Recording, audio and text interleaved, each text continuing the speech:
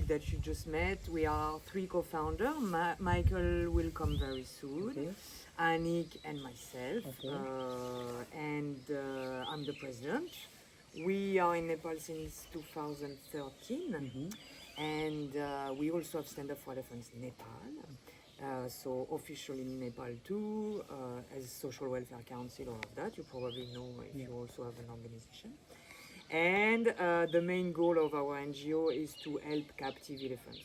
We also have a part with wild elephants, but let's say it's 10% of the work, mostly captive elephants. So through that statement, helping captive elephants, we have different programs.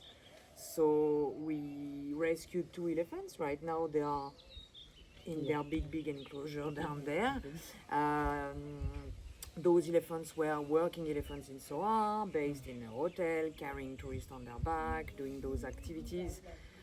So we have those 2 elephants since 6 years and 5 years. And the goal is to rescue more elephants. We decided to create that place, having some kind of a sanctuary was not our goal at the beginning.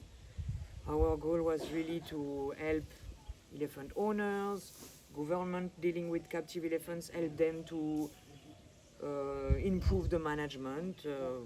So many things is possible, but we were facing closed doors, kind of. During 5 years, we tried to do that, like advocate, like, oh, you can do this. Offering option, not just saying, never saying you do stupid things, don't do this, don't do that. We are not like that. We just say, there are other options. You can still earn money. You can still take care of your elephants. You can have happy elephants, happy staff. It's very possible. You don't have to spend that much money in order to do that. But because you still have a lot of demands, to ride an elephant, to do activities, even if it's not Westerners, Chinese, Indian, some Nepalese, they want to ride elephants, they want to do those activities. Yes. So they still have a lot of, they are businessmen, they are not animal welfare people, those elephant owners, most of them, so they want to make business, which I understand, no problem with that. But they are not ready to change, they are not forced to change because they still have a lot of clients. So that's why we created that sanctuary. Also because during all of those years, they kept telling me, it's not possible to do it, we don't have the material in Nepal, it's very dangerous, and this and this and this. So we decided, okay, let's do it like that. They can see it's working. We don't import anything, everything comes from Nepal, and it's very possible, and you can still earn money to feed the elephants. You can have visitors, you can receive donations, all of that. So the sanctuary is one thing, and we also have a program to help the elephants, the working elephants, mostly in Soa, because mostly all of them are there. So we have special fund to help those elephants, so medical care, extra food, vitamin, whatever. We have like special envelope for that. We also help the maouts, the elephant driver. So they also find themselves in that very difficult situation because being a maout is very dangerous. They are forced to work a lot with a very dangerous animal, and they slowly, before being a maout, depending on the country in Asia, but you were very close to royal family. It was good position, like to Maharaja, royal family, or even if it was your own elephant, you could work with that elephant depending on the country. Thailand, Myanmar, of course, everybody has a different path with their captive elephants, but it was still a good position in the society. And now everywhere in Asia, not only Nepal, that condition of the maout is getting worse and worse, and it's difficult to find good maouts anymore. Before they used to do that, like their father was maout, their grandfather was maout, but now it's just some young man, he doesn't have education, he doesn't know what to do, he's like, okay, let's try. So he doesn't know elephant, he's afraid of the elephant, so it's feeding that vicious cycle of more violence, no knowledge, so we also help them out. So we go, we try to talk to them, but of course they are not decisionary in that. They are not the owner of the elephants in Nepal, huh? They are just employees. But still, we try to make them understand that they are very important, even for the owner. If the moat is not here, the owner cannot make money, of course. So we try to help them. Also, when they have medical bills, our moats, they have really good salary, they have life insurance, health insurance, also their family have health insurance. But the other mouse who don't have, not working with us, we help for medical bills. We bring them working clothes, gloves, wheelbarrows, shovels, stuff like that. And we have a volunteer program, so we give priority to Nepali students. Sadiq Shashi just finished, she's just 18 years old. She's very young, but she's great. Just before we had Anu. Anu, she was at the Kathmandu University working in forestry environment. Yeah, and she was also very good. She stayed 2 months with us. We also have foreigners. Mostly we take volunteers working with animals, like as zookeeper, conservationist, vet assistant, veterinarian, And so we have that volunteer program. We also have, we were talking with Julie, the program with the kids. Important for us to meet the future generation, like you also do. It's really important because also kids, they are very sensitive, and it's only by talking with the kids that you may change some minds, and maybe they can convince their parents. So it's important, it's very, very important. So we also have a special envelope for that. So we go to schools, students, we bring the kids, we also go sometimes to Kathmandu's, we have different things. Also in France, we also do that. And we also have visitors coming every day. It's free, they can come here. Before in Sora was way more easy. We had 30 guests every day, which is great. It's important for us also to answer questions of the guests, because even foreigners who are pretty aware of how bad it can be, when I ask them, do you know why it's not good to ride an elephant, they cannot exactly tell us why. They have that general idea, but they don't really know. So it's important to explain everything, because when you don't know, you don't know. And knowledge is power. So. Can you explain? Oh yeah, it's easy when you know it, because everybody knows elephants are really social animals. They live in herds. They are very clever. They live a long life, like humans, 70 years old, 80 years old. And in order to have an elephant being able to work with humans in the middle of town, carrying tourists, you have to, first, when they are babies, they have to go through a training. And that training can be really, really hard. You take that baby as young as 3 years old, which is way too young, because they have the same way of growing as us humans, like when you are a 3 years old elephant, it's like a 3 years old kid, and taking that kid from the mother is too bad, and it's the same for elephants. So they take that baby, and that baby is very afraid, and they train that baby really hard. So that baby will never go back to the mother. The baby will be somehow physically and mentally traumatized to be his whole life, her whole life, afraid of humans.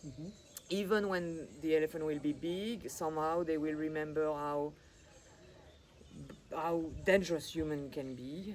It's not because of that you don't have accidents. You have a lot of accidents, of course, but and remember that elephants are wild animals, okay? If you say domestic elephant, it's a mistake. They are just captive. Many people, they think, but they have never been domesticated, because domestic animal, you probably know the difference between domestic and species, so they are fully wild. So you have to go through that in order to kind of break them. So it starts from a young age, and then from that age they start to work until they die. You don't have any retirement, and it's every day. Every day from 6 a.m. to 6 p.m. Even if they are in pain for whatever reason, they work. It's too much. They are very similar like humans, And it's the same. Imagine you do a very physical work your whole life since a very young age, your body is gonna have the scars of all of that, you know. If you work in the field since you are a teenager, since you are a kid, your body is gonna be broken and you're gonna have like a very weak body. And it's the same with elephants. So no days off. Taken from the mother since they're very young. No contact with other elephants. They keep them one by one. So this is also not okay. Bad food. You know, elephants, you have studies. It's not, everybody agrees they eat more than like 500, 1,000, 5,000 different species of like food in the wild, like grass, branches, roots, whatever you name it. They need, like us, very diverse. So those elephants in captivity, they are also in poor condition. It's like us, you can live out of, let's say, plain rice. You're not gonna die, but you're gonna be malnourished, you know. You can eat a lot of white plain rice and you can even look fat, but once again will be malnourishment. So those elephants in Soa, some of them, you look at them, you're like, oh, but they are not skinny, but they are malnourished actually, and they will have those two elephants now, they are okay, but they have the history of all of that malnourishment, and their immune system is actually very, very poor. Yeah. And you also have a lot of violence, because even if they go through a training when they are babies, in order to like force that huge animal, 4,000, 5,000, 6,000 kilos, to do something that they don't want to do every day, no break, their whole life, you must control them. You must go through violence. There is no other way. You cannot ask them that much. Naturally, they don't want to do it. You know, they need a break, like anybody. So, too much violence, no good food, no contact with other elephants. Taken when they are babies. So all of that, it's like the perfect mix. And their normal anatomy too. Body structure also affects it. Exactly. You may think, you're right, you may think they are big, but actually there's really good study that just came out from Wildlife SOS Sanctuary in India. They just published it in the Elephant magazine. And they took X-ray of the spine, you know, like they have those extra. And I was also very shocked, because it's the first time that because you know about it, but it's the first time they actually did a study showing X-ray of the spine, and it's pretty, we were all like, oh my God, you know? Is it like osteoporosis? Yeah, it's like the bones are like crushed together, and it must be so painful. Painful. You know? And, Back injuries. Oh my God. I can show you. I printed it. It's like quite bad. Like the X-ray images are like pretty obvious and shocking. Its body is made, you know, like in such a condition that you cannot put a large, you know, load into it. So No, you're right. its You're normal right. anatomy also doesn't favor it. Yeah, you're right. You're right. They are made to push. Like they are like the tank, natural tank of the jungle. We see how our elephants, they love to destroy trees, and even big trees. You know, they are made for that. But you can see carrying is like not good. But yeah, like all of those reasons. So that's why it's also very important for us to welcome guests, because like the kids, even if we welcome mostly Westerners, we also have more and more Nepali guests visiting every day, which is great. And like that, they can spread the word, and they can be advocate. They can become advocate for that situation for those elephants. So we do all of those things, and also the street dogs. So this is also important for us.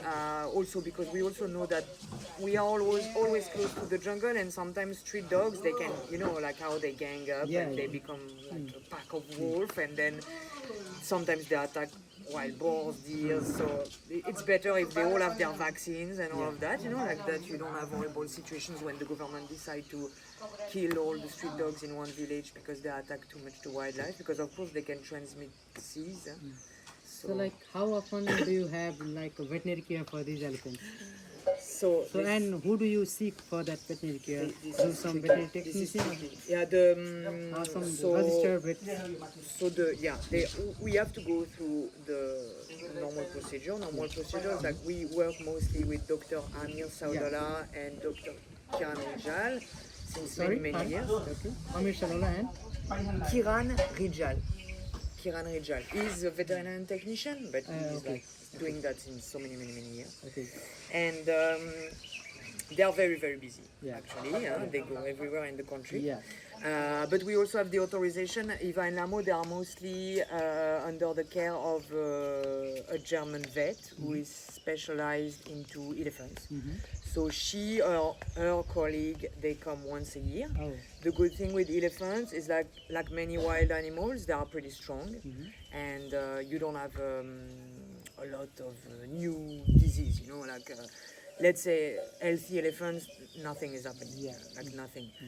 One of our 2 elephants, she has a lot of problems. She arrived, she couldn't walk. She was missing almost all the toenails on her front feet. It's pretty bad. Now she's getting better. But those are like ongoing treatment that we do every day. I used to be a veterinarian technician, and then I did graduate zoology and work in zoos with elephants during many years. So I'm trained for that, but still it's important to, I'm not a vet, so it's still important to have, to work under supervisor people. It's always good for feedback. But they are pretty strong. The other one now, the first couple of years, she was still a bit weak, but now she's like full. But they suffer from some disease, but elephants, it's like wild animals, you know, they are like naturally strong. They are like made by nature. It's like, and it's pretty okay. Still, those elephants. Are you getting any assistance from the laboratory? Laboratory in Nepal is challenging for us. That's why it's good that we meet, because we can sit a bit and talk about it. But I'm facing sometimes, I would love to do more blood work. I would love to do, but every time that I'm asking, stuff are not possible, especially with elephants. Sorry, some things you have to first have, like, how do you say, like levels, you know, you have to do the margins for that species, you know, because like white blood cells, red blood cells, you have to like manually count. So